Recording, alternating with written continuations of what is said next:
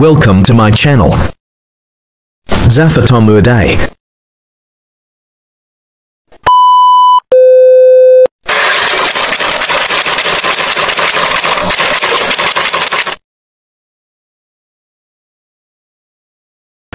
Alhamdulillah, kita serahkan waktunya bisa sampai jam 3 ya, bocor nih ya.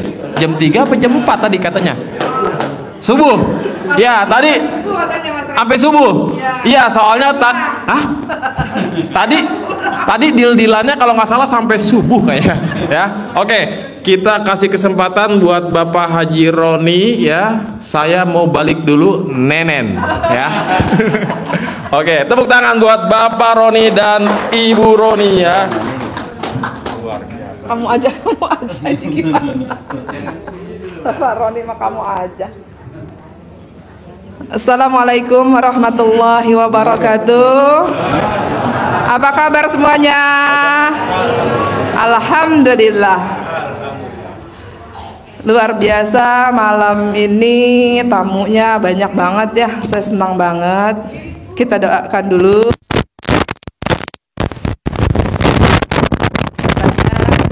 Eyang Sulastri beserta, ya sebentar Bu ya, beserta istri tercintanya, putra-putrinya, seluruh keluarganya senantiasa Allah anugerahkan usia yang panjang, kesehatan yang panjang, pernikahannya panjang, rezekinya panjang, luas dan barokah. Amin. Dan senantiasa seluruh keluarga beliau Allah anugerahkan kemuliaan, kebahagiaan, keselamatan dunia dan akhirat.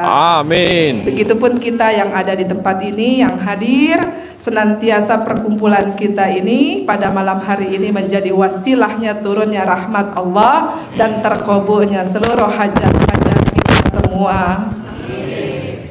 Alhamdulillah, saya hadir malam ini dadakan tanpa rencana gitu, karena tadi sekitar jam setengah 10 Bapak Sidik WA dan minta untuk saya datang mengisi hari ini pencerahan karena tamunya luar biasa, semangat semua dan luar biasa ya Bu. Hajat-hajatnya luar biasa nggak sih? Luar biasa. Dan hadirnya ibu bapak di tempat ini sungguh luar biasa, senantiasa bisa menjadi wasilah turunnya rahmat Allah, takjubnya Allah kepada kita semua ya. Alhamdulillah, di sini mungkin saya membagikan beberapa pengalaman yang sudah saya lalui dengan RDAY dengan guru kita Bapak Haji Dwi Susanto. Saya belajar dari tahun 2014 akhir. Alhamdulillah sampai saat ini saya masih tetap belajar, masih terus belajar dan semangat belajar. Jadi pembelajaran ilmu RDAY ini bukan ilmu instan, tapi ilmu pasti dan ilmu yakin. Itu tidak ada hajat saya selama saya hajatkan, selama saya ikuti ajarannya Bapak Haji Dwi Susanto, tidak ada yang tidak terkabul. Alhamdulillah semuanya terkabul. Bahkan hal-hal yang di luar nalar pun yang terkadang saya suka kaget gitu. Kaget kok bisa ya gitu. Padahal waktu itu mustahil banget untuk terkabul. Tapi karena yakin dan karena ini ilmu pasti dan bimbingannya dijalani dengan benar, alhamdulillah semuanya hajat-hajat saya Allah ijabah, Allah kabulkan. Alhamdulillah, bukan 1, 2, 3 ataupun 10, tapi setiap hari terkabul hajat. Setiap hari yang saya minta kepada Allah, walaupun itu tidak terucap dalam lisan saya, masih ada di dalam hati, itu Allah realisasikan, Allah wujudkan gitu. Nah, di sini caranya bagaimana supaya hajat kita ini cepat terkabul ya kan, itu ya Bu ya gitu. Itu dengan proses Bu gitu. Pelan-pelan, walau misalnya Pak Haji suka mengajarkan bangun jam 00, kemudian mandi pandan 9 lembar, senyum 41 kali dulu, senyum dulu ya. Jadi bangun dulu jam 00, senyum 41 kali, kemudian mandi pandan, kemudian sholat tahajud, kemudian baca Quran 12 juz. Gitu. Untuk para pemula supaya badan tidak kaget, gitu ya. Kalau 12 juz ngeri muntah, ya sudah 1 juz dulu, nanti malam berikutnya ditambah porsinya. Lalu ditambah lagi. Seperti itu caranya supaya kondisi badan kita pun mengikuti. Kecuali memang sudah terbiasa dengan hafalan Quran, wandean ayat misalnya, atau wandean juz misalnya gitu kan, sudah terbiasa dengan Quran. Nah itu dipercepat bacaannya, mungkin bisa tartil, bisa bagus. Tapi untuk seperti saya yang baca Qurannya masih terbata-bata, itu masih perlu banyak latihan. Gitu. Jadi jangan sampai nih kita misalnya sudah belajar nih, belajar tahajudnya, belajar mahrajnya, misalnya baru setengah atau seperempatnya kita taunya terapkan. Jadi sambil belajar sambil diterapkan ilmunya. Jangan sampai karena mengejar 12 juz kemudian kita lupakan ilmunya. Gitu. Jadi berproses tidak apa-apa. Kalau memang bagusnya gimana Bu? Bagusnya memang 12 juz per malam. Lalu kalau supaya cepat hajatnya terkabul, berarti semuanya ekstrim. Kalau mau cepat banget nih ngebut gitu kan, berarti sifat 18-nya harus instan buangnya, sedekahnya harus ekstrim, lalu kemudian ibadahnya harus ditingkatkan secara ekstrim. Nah itu akan mempercepat hajat kita.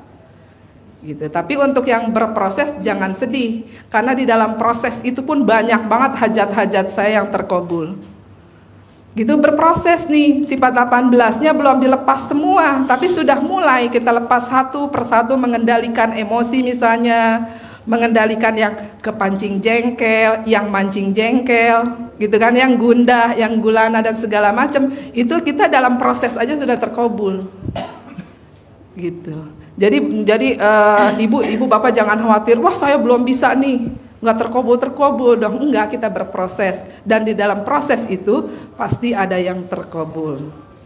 Dan kita ini harus membuka diri kita, harus bisa melihat semua yang hadir di depan kita ini, apapun itu, bagaimanapun rasanya yang Allah hadirkan, kita anggap sebagai anugerah. Jangan gini loh Bu, maksud saya.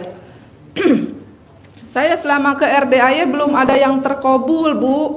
Banyak banget tamu-tamu yang bilang gitu ke saya ketika konsultasi, Bu saya belum terkabul, yang ini belum terkabul, ini belum terkabul. Saya bilang Bapak bukan belum terkabul, tapi tidak bisa memandang terkabulnya doa, terkabulnya hajat gitu. Jadi terkabulnya hajat dan terkabulnya doa itu kan berproses juga.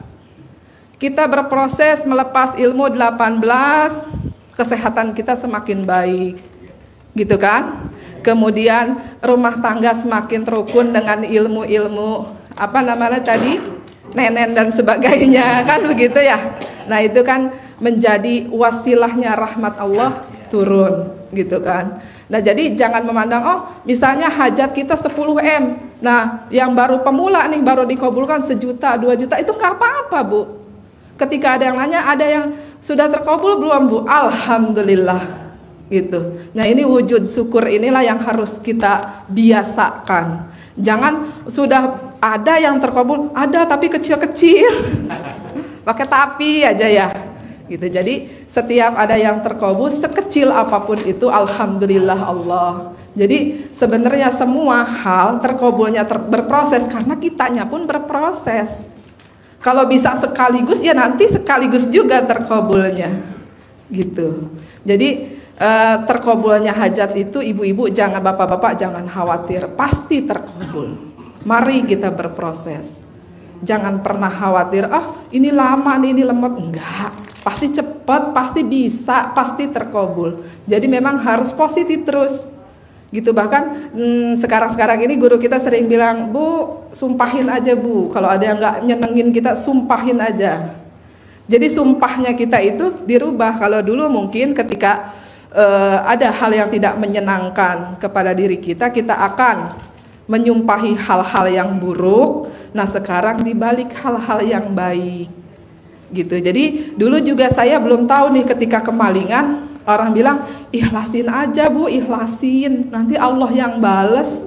Nggak mudeng, ikhlasin. Guru saya nggak bilang ikhlas.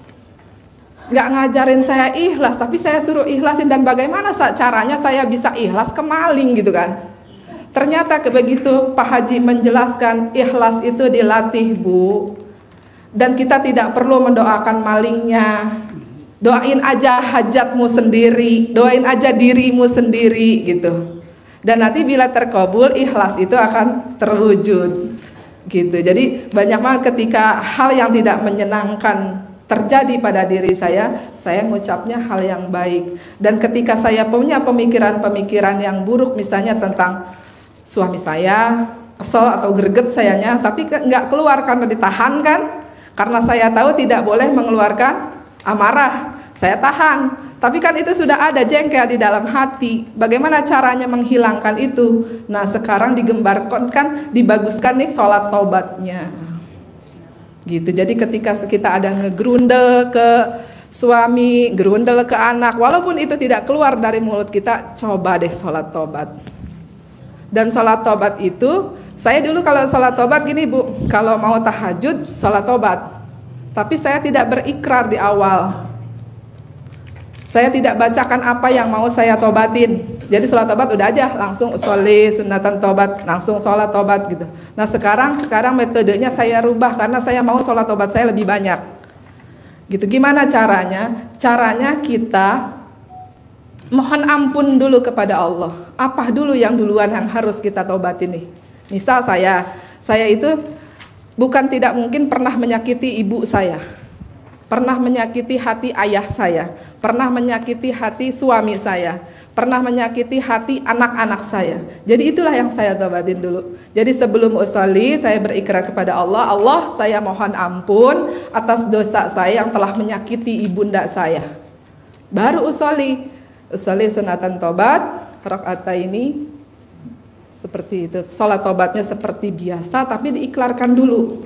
Begitu sudah diiklarkan satu, dipikiran, kayaknya gue juga punya salah sama bapak nih. Walaupun bapak saya dulu wafat ketika saya kecil, pasti ada kesalahan yang saya lakukan yang membuat beliau kecewa, walaupun saya masih kecil. Jadi saya tobatin juga, Allah, saya mohon ampun kalau saya pernah menyakiti hati ayah saya.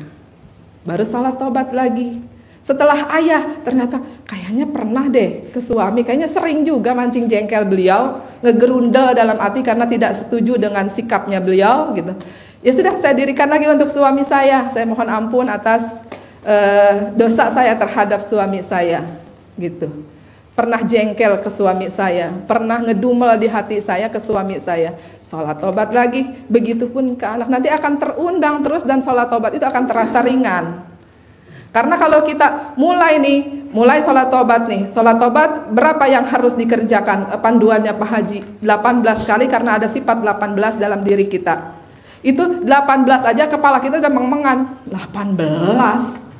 Ya kan? Belum lagi harus tahajud, belum lagi harus duha, belum lagi harus hajat, witir, mutlak, istikharah, itu kan memang harus keseharian kita kerjakan.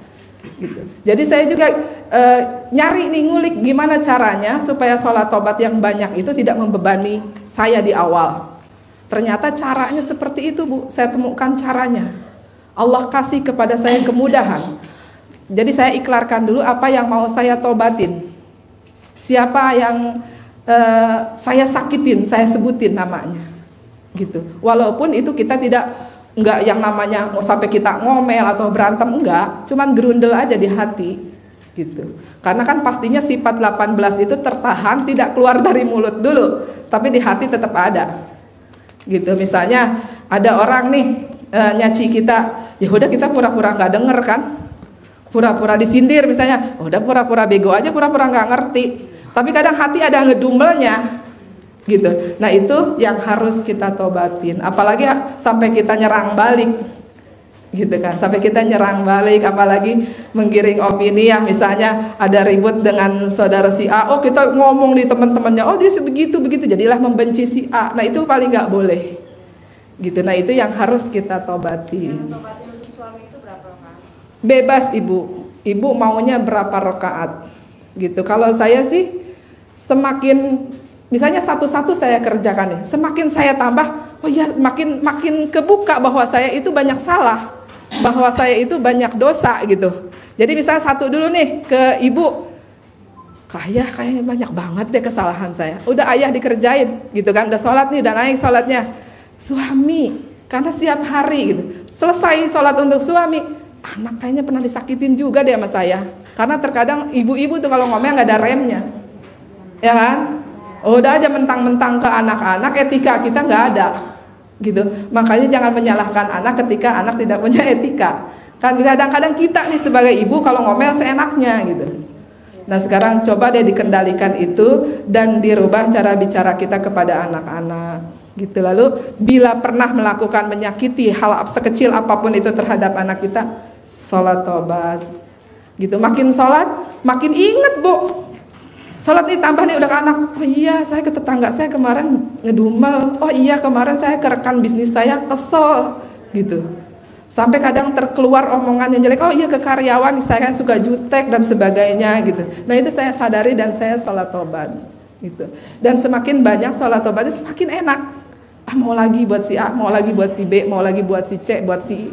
Dan kesalahan-kesalahan kita itu makin kita tobatin bukan makin sedikit. Makin kita tobatin makin terasa banyak gitu. Nah jadi sholat tobat ini sedang mengajarkan diri kita untuk tidak egois.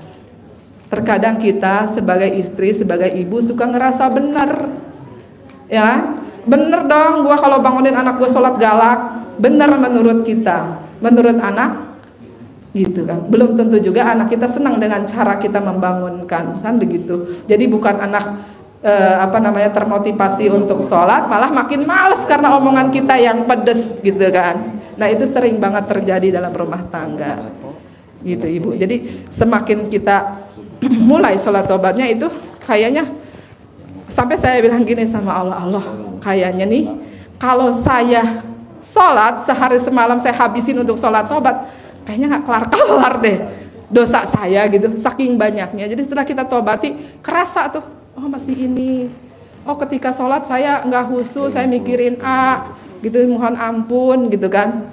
Dan saya juga belajar dari alim ulama yang bahwasanya sedang membaca Quran, dia terpintas istrinya yang dipikirkan bukan Quran, bukan Allahnya, dan beliau langsung sholat tobat. Apalagi saya yang sering dumel dalam hati, yang sering marah dalam hati walaupun sudah tertahan, tujuannya mengendalikan sifat 18, tapi ternyata di hati masih dumel. Nah ternyata itu jadi rezeki kita pending tuh. Hajat-hajat kita lemot karena itu tuh, karena hati kita belum bersih. Dan tobat itu, salat tobat itulah yang proses membersihkan hati kita gitu. Luar biasa bu. Jadi memang kalau salatnya belum dapat nikmatnya itu berat, tapi ketika Allah sudah berikan nikmat itu enteng-enteng aja gitu. Saya juga kadang nih suka berpikir, saya dulu kesini 8 bulan setiap malam. Kalau saya lihat ke belakang sekarang yang 8 bulan kok bisa ya? Kok bisa datang setiap malam ke RDAY 8 bulan dalam kondisi apapun? Kondisi sedih, kondisi sakit, kondisi pusing, kondisi dalam tagihan, kondisi cicilan macet, kondisi dimarahin, tetap aja datang gitu. Keistiqomahan itulah yang membuat Allah takjub. Gitu, makanya saya sarankan untuk ibu dan bapak untuk mengistiqomahkan seperti peripat tadi kan sudah dibahas sama Mas Regi. Jadi jangan sekali peripat lagi. Nah ini untuk mengistiqomahkan sedekah. Kalaupun Pak Hajinya lagi berhalangan tidak bisa peripat, udah bener jor-joran aja sedekahnya. Kalau memang sudah diniatkan sedekah dari rumah 10 juta walaupun beliaunya nggak ada, sedekahin aja gitu. Dan Allah Maha mengetahui gitu. Jadi apapun hajat kita luar biasa. Jadi sedekah itu bu bukan cuma wasilah terkabulnya hajat, tapi juga kesembuhan, kesehatan. Saya punya pengalaman pernah sakit sini kanker tiroid ya. Kalau bahasanya kedokteran, dan itu harus dioperasi. Gitu. Saya habis lahiran yang keempat, lahiran waktu itu sesar. Sedangkan itu membesar, harus dioperasi. Jadi saya membayangkan operasi aja udah pusing kan gitu, membayangkan operasi aja udah sedih karena punya bayi juga, kemudian di meja operasi aja udah trauma gitu kan, udah takut gitu. Nah akhirnya kan saya sedih tuh, beberapa hari saya sedih, saya nangis karena adanya di tenggorokan. Kata putri saya yang nomor 2, Mama tuh sebenarnya nyedihin apa, nangisin apa? Ini Kak, Mama ada benjolan di leher dan kata dokter ini harus diangkat, harus dioperasi gitu. Terus Mama kenapa sedih? Sedih karena Dedek masih kecil, kalau Mama operasi pasti dalam 2-3 hari tidak bisa merawat bayi, dalam keadaan perawatan kan begitu. Kemudian anak saya nyeletuk, Mama nggak usah bingung, bukannya Mama senang sedekah. Senang, Mama kalau sedekah happy, udah sedekahin aja gitu. Jadi ketika kita satu ilmu, satu keluarga itu saling mengingatkan. Makanya penting anak dan suami kita mengetahui gitu, walaupun mungkin berproses pelan-pelan bila mana ada yang belum mau gitu. Nah saya diingatkan oleh putri saya, Mama kenapa harus khawatir, udah Mama sedekahin aja, pasti sembuh kok gitu. Dan saya lakukan itu. Waktu itu apa yang senang di mulut saya, apa yang saya sekarang sedang sukai, ini makanan saya sedekahin gitu. Saya ada uang, saya sedekahin, saya beraniin sedekahnya. Itu luar biasa Bu, hitungan minggu hilang Bu, alhamdulillah sampai saat ini sembuh gitu. Jadi sedekah itu bukan cuma untuk hutang, bukan cuma untuk sekedar jual rumah, jual aset atau buat membeli rumah, bukan, tapi keseluruhan. Kesehatan, rumah tangga tentram, itu pakai sedekah gitu. Makanya jangan pernah takut untuk sedekah, jangan pernah ngeri nggak Allah balas, pasti dikembalikan gitu. Kalau kita investasi ke bank, ke bank atau tabung di bank, itu kan kita percaya akan ada bunga gitu. Kenapa ke Allah enggak? Terkadang kalau saya lagi takut nih, kalau saya ada lagi rasa ngeri untuk sedekah, saya suka memotivasi diri saya sendiri gitu. Kenapa nggak percaya sama Allah? Jadi saya suka ngobrol juga dengan diri sendiri, percaya dong kan yang dulu-dulu sudah selesai. Jangan pun permasalahanmu yang kecil, permasalahan yang dialami para nabi dulu Allah yang menyelesaikan gitu. Kenapa nggak percaya? Sedangkan Allah yang kita sembah sama Allahnya yang dulu para nabi sembah, para rasul sembah, yang memiliki mukjizat kan begitu. Cuman mungkin cara mukjizatnya karena kita orang biasa, tidak seperti mereka-mereka yang luar biasa. Tapi itu pasti, asalkan kita yakin dan percaya gitu. Nah guru kita nih suka ngajarin hal-hal yang kadang sedikit nyeleneh ya, nenen gitu. Apa sih mau jual tanah kok malah disuruh nenen gitu kan? Apa sih ini mau lunas hutang tapi kok harus ML? Memang terkadang nggak nyambung. Saya juga dulu waktu Pak Haji ngomong, iya apa sih Pak Haji? Bercanda mungkin gitu. Jadi pemikiran saya begitu, bercanda kali. Tapi saya jalankan gitu. Apapun saran beliau, saya telah dulu nih, saya jalankan, saya rasa dulu. Kemudian nanti terbuka tuh pengetahuannya. Makanya saya bilang kejar ilmunya. Jangan bilang gini, saya kan jauh. Saya kan aktivitasnya pekerjaan, nggak bisa dong ngobrol dengan Pak Haji, nggak bisa dong ngobrol dengan para narasumber yang sudah terkabul hajatnya karena tidak ada waktu, kemudian biaya dan sebagainya. Bu, kita tuh jangan pernah takut berkorban untuk Allah, gitu. Memang hakikat kasabnya, mata yang kita lihat dengan mata, uang kita yang kita sedekahkan itu kita kasih orang, kita kasih guru kita kasih orang tua kita kasih ke anak-anak yatim. Itu kan istilahnya kasar mata kita memberikan gitu. Tapi hakikatnya itu adalah persembahan untuk Allah Ta'ala. Kenapa kita takut? Kenapa kita harus ngeri gitu? Memang di awal-awal pasti kalau mau sedekah besar nih, jangan pun duitnya nggak ada Bu, ada aja ngeri Bu. Ada nggak nih yang satu rasa dengan saya nih? Itu jangan pun uangnya nggak ada ngeri gitu kan.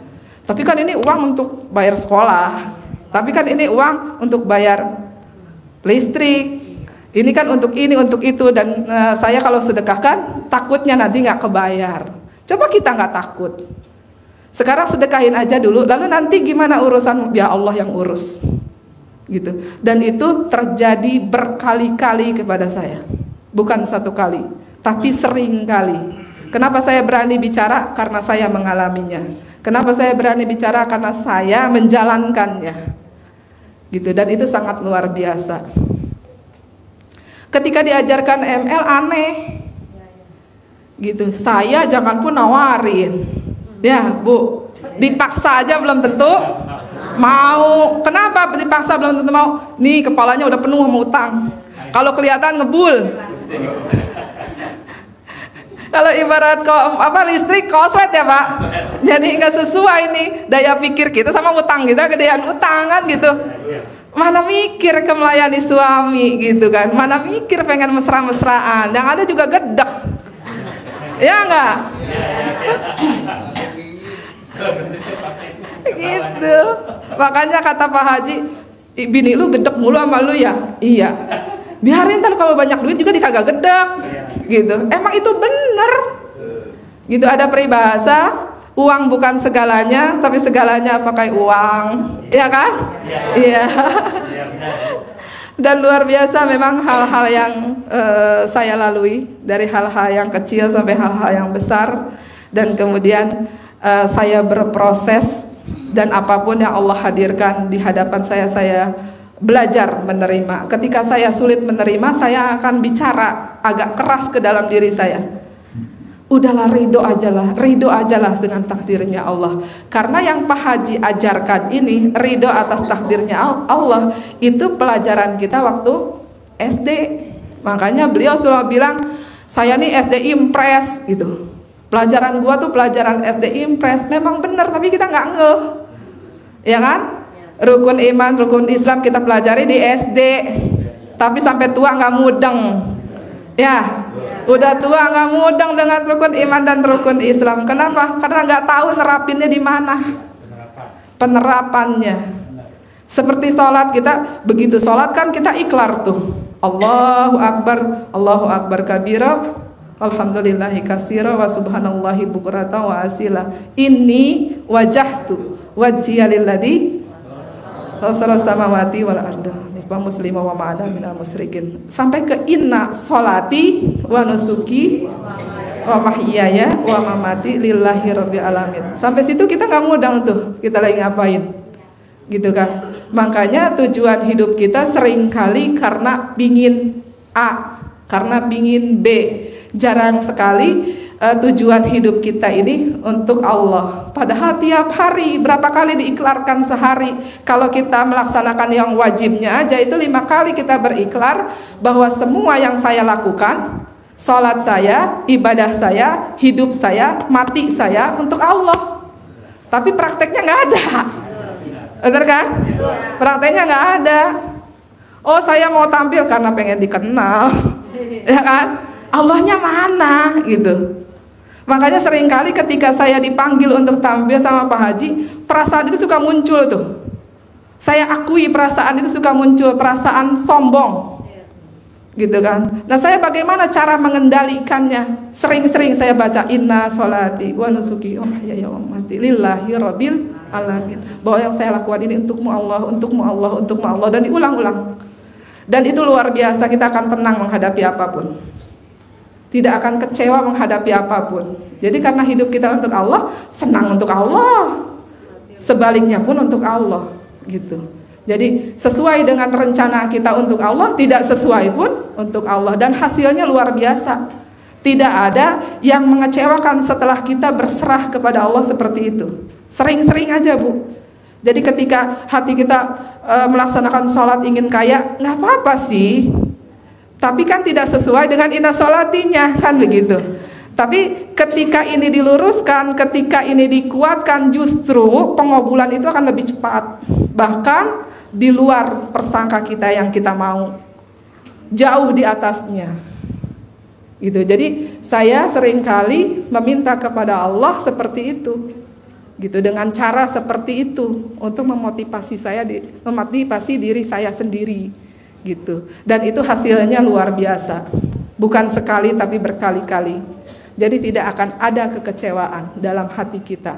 Udah semuanya Allah kok, gitu. Jadi Pak Haji juga sering ngomong ke saya, Bu, coba lu nggak usah ditampilin, tampilin Allahnya. Makanya guru kita pernah nggak bilang, kamu ayo privat, saya sakti, saya bisa, saya ini. Pernah nggak Pak Haji begitu? Nggak pernah. Sekalipun ada yang terkubur ratusan miliar, dia bilang apa? Pak Haji, kok bisa itu tamu terkubur ratusan miliar? Kok bisa selesai dari perkara-perkaranya kemarin udah genting banget harusnya masuk penjara? Kok bisa bebas malah naik jabatan? Ya kan Bu, bukan gua yang ngobulin, tuh yang ngobulin Allah. Gitu. Jadi beliau ini penuh dengan ketawaduan gitu. Walaupun bicaranya terkadang sambil ketawa ketiwi, kemudian nyeleneh, kemudian kadang-kadang bener nggak ya gitu. Tapi setelah saya jalankan bimbingan beliau itu luar biasa, gitu, sangat luar biasa. Mungkin itu yang bisa saya sampaikan. Mungkin Papa ada tambahan?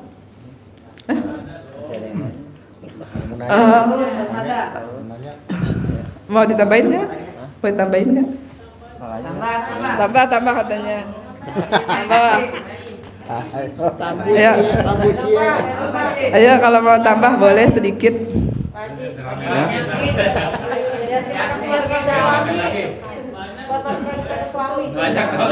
Buat suami katanya. Oh, buat suami. Gimana caranya biar bangun terus ya Pak ya? Ayo Pak. Gantian. Tenang dong. Bismillahirrahmanirrahim. Assalamualaikum warahmatullahi wabarakatuh. Terima kasih para tamu yang hadir pada malam hari ini, malam yang penuh rahmat, malam nisfu Sa'ban ya, malam diturunkan rahmat. Maka yang hadir pada malam hari ini hajat-hajatnya Allah ijabah, Allah kabulkan. Kalau yang datang kemarin kan udah yakin pasti Allah kabulkan, gitu. Makanya keyakinan kita harus kita tambahkan. Sekalipun guru besar kita nggak ada, lagi istirahat, makanya kita semakin yakin Allah pasti kabulkan. Kalau Pak Haji kan cuman pelantara, yang ngabulkan cuma Allah kan gitu. Kita harus yakin Allah pasti kabulin seluruh hajat-hajat kita. Dan terus buat bapak-bapak ya,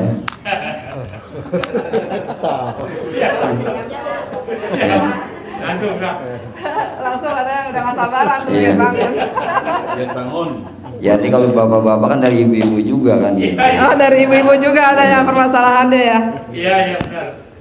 Dulu kan awal saya kemari kata Pak Haji, lu punya utang segitu mah kelonan juga lunas. Iya. Jadi dibayar sama kelonan Bu. Iya benar. Jadi punya utang waktu itu 6 miliar, bayar sama kelonan, kan nggak nyambung ya. Iya. Sebetulnya. Gitu. Tapi pertanyaan Waktu itu saya ada 5 orang kalau nggak salah. Ada yang waktu itu ada yang 4 kali sehari semalam, ada yang 3 kali, ada yang 2 kali. Saya cuman kalau saya bebas kata Pak Haji. Yang penting ML-nya setiap malam. Gitu. Setiap habis tahajud ML. Dan apa syaratnya? Dan ada apa lagi, satu lagi? Dan harus istrinya yang nawarin. Ya, harus istri yang nawarin. Nggak boleh suami. Jadi kalau suami kan udah biasa. Iya. Jadi harus istri yang nawarin. Iya benar. Jadi luar biasa. Itu Gitu. ya. Terus? Jadi Bu, kalau suami saya minta, kata Pak Haji, Bu, kalau laki lu minta, tekep mulutnya. Suruh ditekep, sampai dicontohin sama beliau, tekep katanya mulutnya. Kenapa Bang Pak Haji? Kok ditekep? Itu biar lu aja yang nawarin duluan, jadi dia nggak minta duluan. Jadi saking pentingnya syarat itu gitu. Jadi saya juga protes, kok saya yang harus nawarin gitu kan? Yang punya utang kan juga beliau kan begitu. Kenapa saya terus nih yang dikorbanin nih kan gitu? Beliau bilang begini, Bu, tahu nggak lu? Ketika suami lu minta, ML itu suami istri ada pahalanya. Makanya suka dibilang sama para alim ulama bahwa menikah itu adalah ibadah terpanjang. gitu kan. Jadi ketika suami lu minta, lu layanin, puas, itu cuma satu pahalanya. Tapi kalau lu yang nawarin, suami lu terpuaskan, bahagia hatinya, itu Allah lipat gandakan gitu. Jadi sekarang kan lu sedekah duit tuh masih kere, masih receh gitu kan. Ya di ML kan bisa, udah lu sedekah itu aja ke laki lu gitu, yang nggak usah pakai modal gitu. Nah itu luar biasa manjurnya. Jadi saya juga waktu diajarkan nggak nerima tuh, nggak nerima karena beliau ngajarin saya sambil bercanda-canda, dan saya pikir cuman bercanda, cuman bohong lah ibaratnya ya, cuman mau ngeledek saya gitu. Tapi setelah saya jalankan itu luar biasa. Walaupun berkali-kali saya protes kepada beliau sampai bilang, "Bu, lu tuh gimana? Gua kasih ilmu enak aja lu protes. Gimana kalau ilmu gua nggak enak?" Gitu kan. Jadi beliau itu begitu, dan sampai di akhirnya dijawab sama beliau yang tadi. Jadi kalau suaminya minta, kita layani, pahalanya satu. Tapi ketika ibu yang menawarkan, suaminya bahagia dan terpuaskan, itu Allah lipat gandakan gitu. Dan saya nggak langsung percaya nih, saya harus tahu apakah ada hadisnya gitu kan, apakah ada keterangan sainnya kan begitu. Ternyata ada semua gitu, hadisnya ada. Ternyata nih saya ingat-ingat, kenapa saya blow on amat ya. Dulu ketika saya belajar, saya ABG, saya belajar ini gitu, memang ada di kitabnya, tapi saya lupa. Dan saya waktu ABG kan nggak ngeh bahwa nanti ketika berumah tangga akan mengalami malas ngelayanin suami gitu. Saya pikir ya namanya bercinta dulu kan masih muda dan nggak ada utang, semangat-semangat aja gitu kan. Saya pikir akan begitu terus sampai tua gitu kan. Ternyata ketika ada hutang yang besar, ada permasalahan yang banyak, suaminya bokeh, itu jadi males gitu kan. Ternyata memang uang juga kuncinya. Jadi ketika saya malas pun nih, ketika saya malas nawarin, "Mah, ini saya bayar nih, saya bayar." Gitu, udah bisa sombong beliau. "Nih saya bayar nih, saya bayar," gitu. Supaya nawarin gitu kan. Jadi Bapak jangan takut kalau Ibu nggak nawarin, liatin aja gepokannya. Pasti nanti langsung nawarin. Ya nggak Pak? Ayo dong lanjut. Lanjut dong. Ini diwakili keenakan nih. Nah, Bapak Ya. Ayo boleh, silakan. Nanya silakan. Iya. Jadi untuk yang sholat Ya, cek.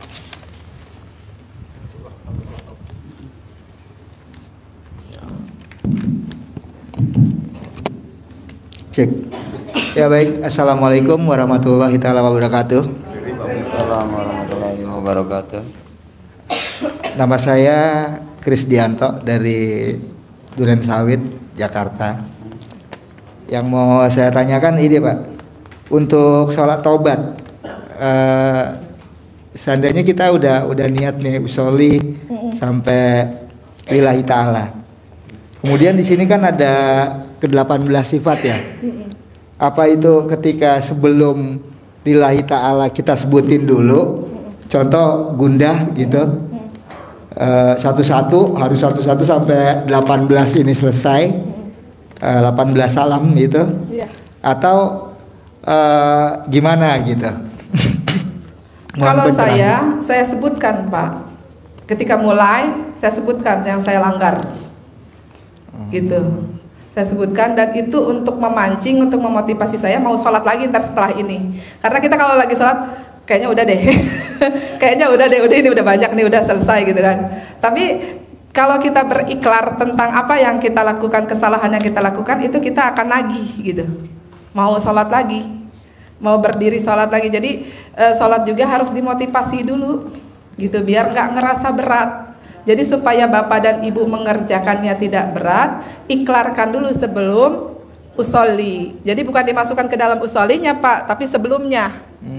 Jadi sebelum kita usolli, sebelum memulai sholat, sebelum meniatkan untuk sholat, sebetulnya kan usolli itu sunnah ya Pak, yang wajib niatnya kan. Nah sebelum masuk ke niat, kita iklarkan dulu gitu. Allah, saya mohon ampun dari sifat saya yang gelisah misalnya.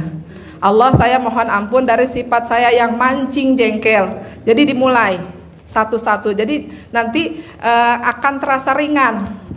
Jadi rasa ringan ini penting untuk kita bisa kuat melaksanakan sebanyak mungkin. Gitu. Gitu Pak mungkin. Ya. Mungkin ada lagi? Makasih Bu, itu Ya. aja. Sama-sama. Lagi bertanya? Ya. Ibu dulu gantian. Assalamualaikum warahmatullahi wabarakatuh. Saya Ibu Emi dari Padang. Yang ingin saya tanyakan Bu, apa kiat-kiat Ibu ketika ingin melakukan ML tetapi Ibu lagi bad mood? Ya, itu terima kasih. Itu poinnya. Itu penting banget karena jangan pun untuk nawarin ya Bu. Kalaupun dipaksa, kalau nggak mood nggak mau lagi nggak mood gitu ya. Nah jadi termotivasi dengan apa? Kalau dulu di awal-awal saya akan termotivasi dengan hajat. Karena hajat saya gede, ya saya harus mau gitu. Karena saya mau lunas, hutang ini bikin saya tayangan, bikin saya pusing, bikin saya mabuk gitu kan. Ya udah saya kerjakan gitu. Jadi hajat aja dulu kalau untuk di awal. Nanti berjalannya waktu akan karena Allah Ta'ala gitu. Jadi ketika saya lagi males nih gitu kan, suami kayaknya pengen nih dari gelagatnya walaupun dia nggak ngomong kan gitu, karena udah tahu ilmunya, jangan minta duluan takut ditekep. Jadi kita niatkan, Allah, saya menawarkan hubungan intim ini untuk ibadah kepadamu gitu. Jadi karena ini hubungan intim ini sebagai ibadah Bu, bukan hanya senang-senang belaka tapi ibadah gitu Bu. Mungkin bisa.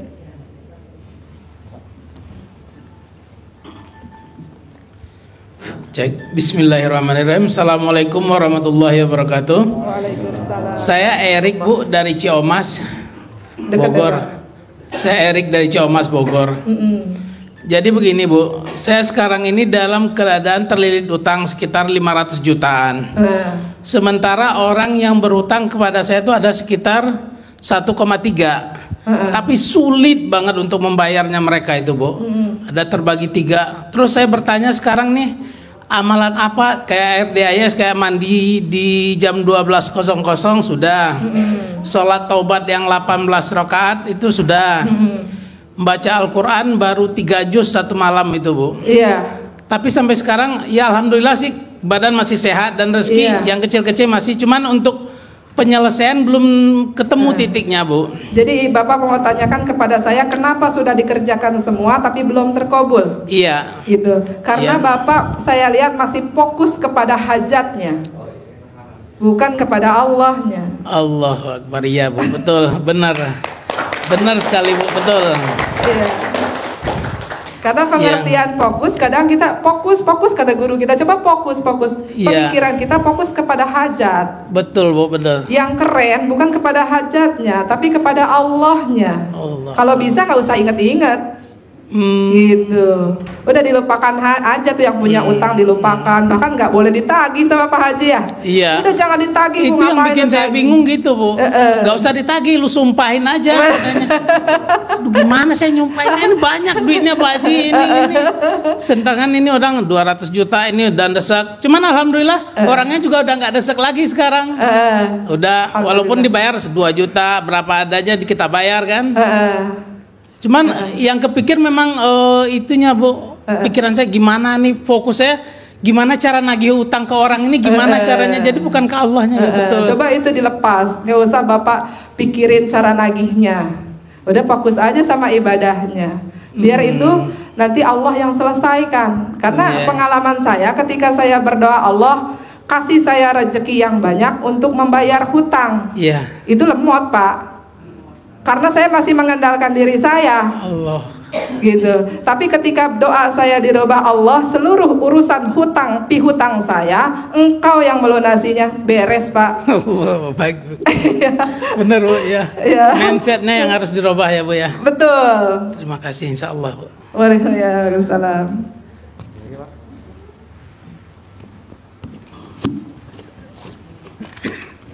Assalamualaikum warahmatullahi wabarakatuh. Waalaikumsalam warahmatullahi. Nama saya Zaki, Bu. Saya nganter ibu saya ke sini karena beliau punya hajat. Kebetulan saya anaknya. Sebenarnya sih hajat mah pasti ada, semua orang pasti punya hajat. Di sini saya cuma menanyakan beberapa urutan ibadah yang harus dilaksanakan. Yang pertama kan sholat taubat 18 kali. Iya. Nah, itu pertanyaan saya yang pertama dimulainya dari pertengahan malam atau sepertiga malam. Yang pertama, Bu. Yang kedua, untuk baca Quran ini kan kalau kita mulai dari pertengahan malam sampai subuh sekitar jam 5 itu yang saya pernah alami, baca 1 juz itu 1 jam, paling cepat 45 menit atau 35 menit. Karena saya pernah ngaji tilam di kampung-kampung. Itu kalau kita baca 12 juz, apa kita mulainya dari terbitnya terbenamnya matahari atau dari pertengahan malam atau sepertiga malam? Itu pertanyaan saya yang kedua. Yang ketiga, bagaimana urutan ibadahnya yang benar setelah sholat taubat 18, tahajudnya berapa, witirnya berapa, terus ditutup apakah nanti dengan fajarnya kita doa atau dengan zikirnya, terakhir dengan subhanallah walhamdulillah, subhanallah bihamdi subhanallahil azim. Itu terakhir. Itu harus bagaimana? Kalau istiqomah mungkin agak berat ya Bu ya. Cuman kita kan sebagai manusia biasa harus menjalani tersebut karena Allah sendiri yang akan menilai. Itu aja pertanyaan saya, cuman ada 3 yang tadi Bu. Terima kasih, mohon maaf. Assalamualaikum warahmatullahi wabarakatuh. Waalaikumsalam warahmatullahi wabarakatuh. Pertanyaan pertama tadi apa? Sholat taubatnya dimulai dari jam berapa? Pertengahan malam. Sholat taubatnya mulai jam berapa? Iya. Jadi Pak, sholat taubat itu tidak terikat dengan waktu, bebas. Asal jangankan ba'da subuh dan ba'da asar. Jadi setelah ba'da subuh dan setelah ba'da asar, bukan cuma tidak ada ba'diyah, tapi tidak boleh sholat apapun. Baca Quran boleh nggak? Boleh. Baca alhamdulillah sebanyak-banyaknya boleh nggak? Boleh, tapi tidak sholat. Jadi sholatnya kapan? Sholatnya mau dimulai dari waktu duha boleh, mulai dari waktu suruk boleh. Waktu mulai terbit matahari tuh kita sudah mulai sholat taubat boleh. Atau mau lebih awalan lagi? Tapi kalau pagi memang udah waktunya itu sih. Tapi kalau mau dimulai dari malam misalnya sebelum tahajud boleh. Jadi bebas, tidak terikat dengan waktu. Seperti sholat mutlak tidak terikat dengan waktu. Gitu kalau sholat, untuk sholat taubatnya. Kemudian yang kedua, untuk baca Quran. Baca Semalam kan Quran. 12 juz. Itu dimulainya dari setelah terbit fajar, pertengahan fajar, atau sepertiga malamnya ketika tahajud. Karena pastinya kita ini punya aktivitas, misalnya ada yang usaha, ada yang jualan, ada yang bekerja. Tentunya kita harus ada keseimbangan di situ kan. Kalau memang bisa diawali dari pagi ya monggo gitu. Kalau untuk latihan sebenarnya bebas Pak gitu. Tapi kalau sarannya Pak Haji yang ekstrim gitu setelah tahajud 12 juz. Tapi 12 juz ini proses dulu nggak apa-apa. Misalnya setelah tahajud nih kita cuman kuat 1 juz atau 2 juz nggak apa-apa. Tapi karena udah terbiasa nanti akan bertambah gitu. Mungkin pertama kali akan agak sulit untuk menyelesaikan 1 juz 1 jam. Tapi nanti sejam akan 2 juz gitu. Karena sering kali kita mengulang itu akan lebih cepat. Contohnya gini, baca Yasin aja. Baca Yasin kalau belum hafal itu akan berjam-jam gitu. Tapi kalau sudah hafal hitungan menit sudah selesai gitu. Terus kemudian baca salawat juga begitu. Kalau belum terbiasa sedikit aja lama. Tapi kalau sudah terbiasa itu cepat gitu karena sudah terbiasa. Gitu. Jadi kita perlu membiasakan diri aja. Gitu, nggak apa-apa. Misalnya Bapak mau ngejar 12 juz nih, memang tidak ada kegiatan untuk bekerja, tidak ada kegiatan jualan ataupun apa gitu ya. Mau dimulai dari pagi sampai pagi lagi boleh. Gitu. Mau 1 hari 1 Quran juga boleh. Bebas kalau itu. Gitu. Nanti baru setelah kita lancar bacanya baru mulai ditargetkan setelah tahajud sampai terbit matahari 12 juz. Gitu, Pak. Kalau yang baca Quran. Nah, jadi, yang terakhir tadi urutan ibadahnya harus obat dulu, tahajud, witir, lalu ditutup dengan witir, lalu fajar, Kan kita baru selesai dengan Qur'annya itu, misalkan baru dapat 6 juz, apa seperti itu, apa bagaimana? Atau semalam dengan 12 juz bisa ditutup seperti itu atau bagaimana? Kalau kebiasaan saya biasanya sholat tobat dulu. Sholat tobat dulu, kalaupun misalnya mau dicicil boleh. Kalau mau tahajud misalnya supaya bisa kekejar Qur'annya, di sebelum tahajud kita cuma bisa 2 kali salam, sholat tobatnya nggak apa-apa, kan siang udah dicicil beberapa kali gitu. Sholat tobat dulu, walaupun cuma 2 rakaat sebelum tahajud itu kita paksain sholat tobat. Kemudian baru sholat tahajud. Setelah sholat tahajud, kalau tahajud gimana Bu? Kebiasaannya berapa? Kebiasaannya 2. Kalau udah biasa 2, ekstrim tambah 2 jadi 4. Biasa bisa udah 4 nih, tambah lagi jadi 6. Jadi gimana kebiasaan kitanya? Tapi tambah terus porsinya. Gitu. Misalnya saya mah udah terbiasa nih dengan 12 kali salam kan begitu. Ya udah jalankan. Berarti tambah dengan sholat tobat. Dengan sholat hajat. Setelah tahajud sholat hajat. Setelah sholat tahajat boleh sholat istikharah, boleh kalau Bapak mau. Mau ditambah lagi masih kurang nih, sholat mutlak boleh. Baru nanti sholat witir 3 rakaat gitu, boleh. Jadi banyak banget sholat sunnah nih yang kita jalankan pelan-pelan gitu. Kalau misalnya belum sholat sholat mutlaknya belum, atau sholat istikharahnya belum didawamin, nggak apa-apa. Berarti yang didawamin sholat tobat, tahajud, baru hajat, witir gitu. Itu Pak mungkin. Ya, makasih Bu. Baik. Oke Bapak Ibu, sebetulnya waktunya kurang banget. Sudah pukul 1, saatnya kita persiapan sholat tahajud. Banyak buat Bapak Roni dan Ibu Cinta ya, tepuk tangan dong. Bapak Haji Roni dan Ibu Cinta ya. Oke. Jangan lupa like, comment, dan subscribe. Ayah Bapak Ibu.